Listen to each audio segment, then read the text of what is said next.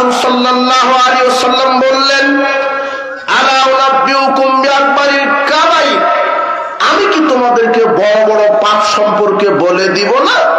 ফাকুলনা ইয়া রাসূলুল্লাহ, আমরা বললাম হ্যাঁ আপনি বলেন বড় বড় পাপ কি? তখন তিনি বললেন, আল ইশরাকু বিল্লাহ, এক নাম্বার বড় পাপ আল্লাহর সাথে শিরক করা। উকুকুল ওয়ালিদাইন, পৃথিবীর ইতিহাসে দ্বিতীয় বড় পাপ পিতামাতার অবাধ্য হওয়া।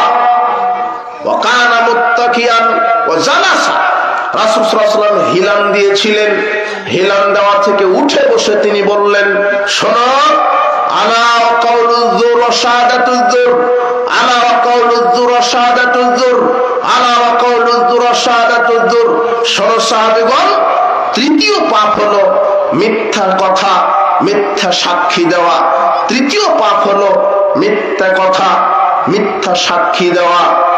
অত্র হাদিস প্রমাণ করে পৃথিবীর ইতিহাসে সবচাইতে বড় পাপ শিরক করা। শিরক করলে ঈমান আমল বাতিল হয়, শিরক সবচেয়ে বড় পাপ।